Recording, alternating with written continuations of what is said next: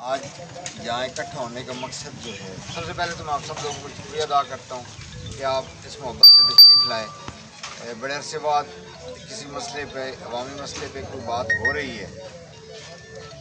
آج کی یہاں ہمارا اکٹھے ہونے کا مقصد نہ کسی ایک پرسنالٹی کے لیے ہے، نہ کسی ایک پرسنالٹی کے خلاف ہے۔ آج کا مقصد، یہاں اکٹھا ہونے کا مقصد ایک اہم ایشو پہ بات کرنا ہے، اٹک کے ایشو پہ بات کرنا ہے، اٹک کے عوام کے ایشو پہ بات کرنا ہے، اٹک کے نوجوانوں کے ایشو پہ بات کرنا ہے۔ اور وہ مسئلہ یہ ہے کہ یہاں کچھ عرصے سے یہ محسوس کیا جا رہا ہے کہ مختلف ایکسیڈنٹس کی صورت میں، مختلف ناگہانی واقعات کی صورت میں جب کسی پیشنٹ کو ایمرجنسی میں ڈسٹرکٹ ہیڈ کوارٹر اسپتال، جسے اسفندیار بخاری ہاسپٹل کہتے ہیں، وہاں لایا جاتا ہے تو وہاں اس کے علاج کا کوئی انتظام نہیں ہوتا، اس کی ایمرجنسی ٹریٹمنٹ کا کوئی طریقہ کار نہیں ہوتا، اور اس کو ریفر کر دیا جاتا ہے راولپنڈی۔ کیونکہ اٹک سے راولپنڈی کی مسافت اور خاص کر جو ہاسپٹلس کی مسافت ہے، یہ کم از کم 2 گھنٹے لگ جاتے ہیں اٹک سے وہاں پہنچتے ہوئے۔ تو اس صورت میں جب بندہ وہاں پہنچتا ہے تو موسٹلی کیسز میں یہ دیکھا گیا کہ جو انجرڈ پرسن ہوتا ہے وہ راستے میں ہی ایکسپائر ہو جاتا ہے، وہ فوت ہو جاتا ہے۔ تو اس کی ایک بڑی وجہ جو ہے وہ اس کو وقت پر ٹریٹمنٹ نہ ملنا ہے۔ اب یہ ایک انتہائی شرم کی بات ہے کہ یہ 1904 میں یہ ضلع قائم ہوا، 1904 میں یہ اسپتال قائم ہوئی، اور آج 120 سال بعد بھی ہم اس سٹیج پر کھڑے ہیں کہ یہاں پر کسی ایمرجنسی کی صورت میں ہمیں مریض کو پنڈی لے جانا پڑتا ہے۔ اٹک کے اسپتال میں اس کی کوئی سہولت نہیں ہے۔ تو یہ سہولت جو مہیا کرنا، یہ کس کا کام ہے؟ یہ سہولت مہیا کرنا حکومت کا کام ہے۔ ہم ہر روز شور مچا رہے ہیں کہ جی ہیلتھ کارڈ ہے، ہم ہر روز شور مچا رہے ہیں کہ ہم نے یہ ہاسپٹل بنا دی۔ یہاں کے جو منتخب نمائندے ہیں، خاص کر جو یہاں کے منسٹر صاحب ہیں، میں ان پر کوئی تنقید کیے بغیر انہیں یہ احساس دلانا چاہوں گا کہ یہ وہ لوگ مر رہے ہیں جن لوگوں نے آپ کو ووٹ دیے ہیں، یہ وہ بچے مر رہے ہیں جن بچوں کے والدین نے آپ کو ووٹ دیے ہیں۔ کیا اس لیے ووٹ دیے گئے؟ کیا اس لیے محبت آپ لوگوں سے کی گئی کہ اس کے نتیجے میں یہ ہو کہ ان کے بچے سڑکوں پر مر جائیں، ان کے بچے اسپتالوں میں لے جاتے ہوئے راستوں میں مر جائیں، اس وجہ سے ان کا علاج نہ ہو کہ جی ہماری ڈسٹرکٹ ہیڈ کوارٹر اسپتال میں کوئی ایسا طریقہ کار نہیں ہے؟ اس کے علاوہ میں نے خود ایکسپیرینس کیا ہے، میں نے خود تجربہ کیا ہے، میرے ساتھ اپنے ساتھ یہ ہوا ہے کہ میں اپنے بھائی کو اس ہاسپٹل میں لے کر آیا تو یہاں کے جو ڈاکٹر صاحب تھے انہوں نے وہ ایک ٹنچر سا لگا کر کہہ دیا کہ جی آپ گھر چلے جائیں۔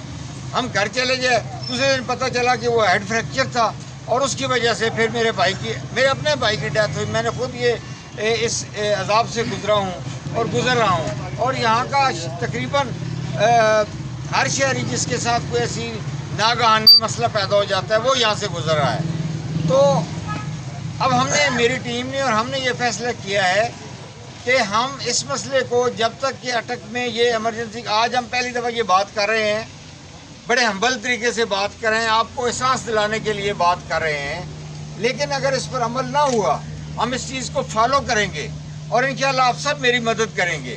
ہم نے اس سے پہلے جن مسئلوں کو فالو کیا، ان مسئلوں کو ہم نے، یہ سارے آپ دوست جانتے ہیں کہ ان کو پایہ تکمیل تک پہنچایا۔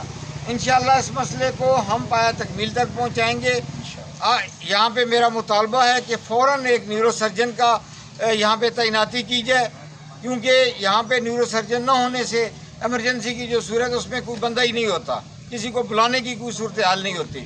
تو اس لیے ہم یہ الٹیمیٹم دے رہے ہیں کہ آج سے پورے آپ کو 2 مہینے دے رہے ہیں، 2 دن نہیں رہے، 10 دن نہیں دے رہے، مہینہ نہیں دے رہے، 2 مہینے دے رہے ہیں۔ اگر 2 مہینے میں اٹک کی ایمرجنسی درست نہ ہوئی تو پھر احتجاج ہم کریں گے، پھر ہمارا حق ہوگا کہ ہم آپ کی خامیاں جو ہیں وہ اٹک کے عوام کے سامنے لائیں، پھر ہمارا یہ حق ہوگا کہ آپ جو کچھ کر رہے ہیں اسے اٹک کے عوام کے سامنے لائیں۔ تو اس لیے آج صرف ایک اس ایشو پہ بات کر رہا ہوں کہ آپ پچھلے ہفتے دیکھیں، یہ وقار شاہ صاحب کا مرڈر ہوا، اس سے دیکھیں، یہ MPA صاحب کا ہوا، ناگانی واقعہ ہوا، اس سے آپ ایک دیکھ لیں، کل پرسوں ایک رفیق صاحب کا ہوا. بہت یہ نہیں، یہ کسی میں اس لیے کہہ رہا ہوں کہ یہ کسی ایک مخصوص انسان کے لیے بھی نہیں اور کسی مخصوص انسان کے خلاف بھی نہیں ہے.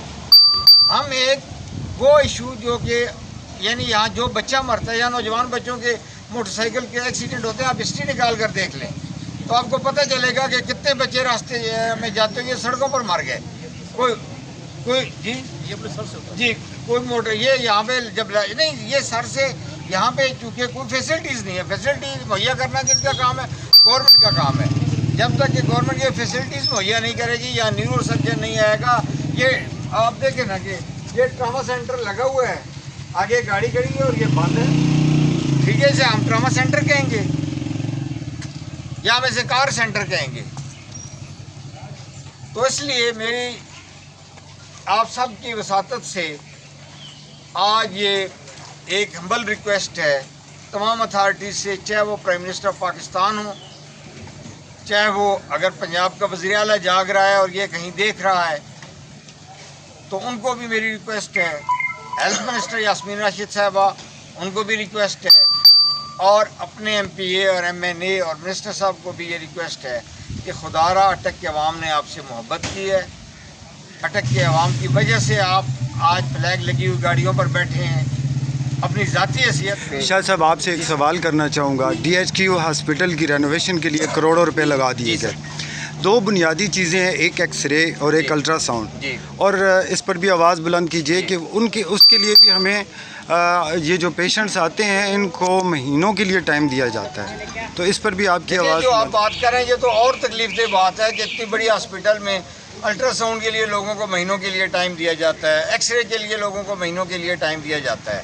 ایکس رے تو اب ایسی چیز ہے جو آپ جائیں تو کھوکھوں پر بھی آپ کو مل جاتے ہیں. اگر وہ ڈسٹرکٹ ہیڈ کوارٹر اسپتال میں نہیں ہے تو پھر اس سے بڑی افسوس کی کیا بات ہے. سر جو سہولیات میسر ہیں اس میں بھی پراپر مینجمنٹ نہیں ہو رہی.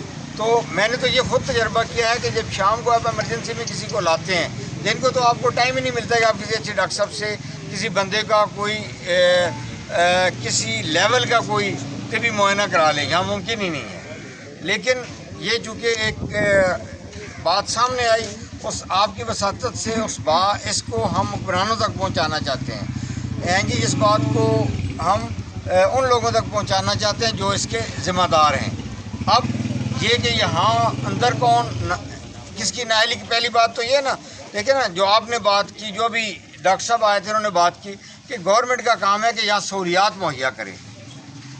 فنڈز دینا کس کا کام ہے؟ جس طرح آپ نے کہا کہ کروڑوں روپے رینوویشن پر لگ گئے لیکن ایمرجنسی پہ کوئی نہیں لگے. یار ان میں سے کچھ لاکھوں روپے آپ ایمرجنسی پہ لگا جائے، یہاں ایک نیورو سرجن کم از کم تعینات کر دیں. تو آج کے لیے ہمارا صرف یہ ریکویسٹ ہے، سول ایجنڈا پر آج کی پریس بریفنگ ہم نے یہاں منعقد کی ہے. اسپتال اس لیے آئے ہیں کہ ان کو پتہ چلے کہ اٹک کے عوام اس ایشو پر کس حد تک ڈسٹرب ہیں، کیونکہ ان کے بچے ہمارے ایکسیڈنٹ کے میں تو کسی کا بچے سے ایکسیڈنٹ ہو سکتا ہے. کوئی ناگہانی صورتحال کسی کے لیے ہو سکتی ہے، چاہے وہ بڑا ہے چاہے وہ چھوٹا ہے، چاہے وہ امیر ہے چاہے وہ غریب ہے.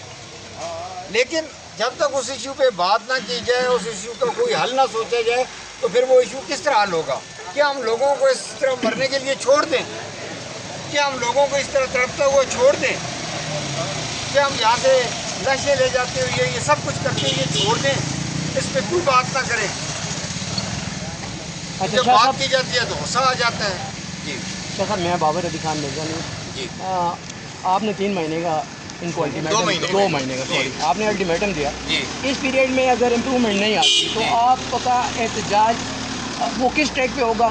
اس میں انشاءاللہ باور بھائی سب جانتے ہیں یہاں ہم مزدوروں کے ساتھ بھی احتجاج کیا. یہاں ہم نے اگر بیلدار یہاں پر کوئی ہے تو بیلداروں کے ساتھ بھی احتجاج کیا. تو انشاءاللہ وہ احتجاج مجھے کرنے کا وہ طریقہ آتا ہے کہ ہم پرامن ایک طریقے سے اپنی آواز پہنچائیں گے اور اس مسئلے کو حل کریں گے. جس طرح میں نے آپ کو کہا کہ آخری حل چولیاں پھیلانا جو ہے نا وہ تو ہمیں آتا ہے. ہم چولیاں تو پھیلا سکتے ہیں اس قوم کے آگے، اور کچھ نہیں. کہ یہاں کا ایک غریب تو سب کچھ کر سکتا ہے نا، میں تو کر سکتا ہوں نا. یہ میرے ساتھ کھڑے ہوئے یہ نوجوان لوگ تو کر سکتے ہیں نا. ہیں جی انشاءاللہ ہماری ٹیم میں پڑھے لکھے لوگ بھی ہیں جی، غریب بچے بھی ہیں، وہ لوگ بھی ہیں جو اسٹرگل کرنا جانتے ہیں. ہم اسٹرگل کرنے والے لوگوں کی بات کر رہے ہیں، ہم محنت کرنے والے لوگوں کی بات کر رہے ہیں، ہم جدوجہد کرنے والے لوگوں کی بات کر رہے ہیں، ہم مثبت لوگوں کی بات کر رہے ہیں. ہم کسی بندے کی کسی منفی ایکٹیویٹی کی اس کی بات نہیں کرتے. ہم اٹک کو ایک خوبصورت شہر بنانا چاہتے ہیں. ہم اٹک کے لوگوں کو اچھی جو سہولیات ہیں ان کے لیے جدوجہد کرنا چاہتے ہیں. ہم اٹک کے غریب بچوں کے مستقبل کے لیے بات کرنا چاہتے ہیں. اور بابر صاحب انشاءاللہ آپ میرے ساتھ شریک ہوں گے اور ہم ان ایشوز کو انشاءاللہ سالو کریں گے. اچھا جی، بہت بڑا نقصان ہوا ہے ملک شان صاحب کی ڈیتھ.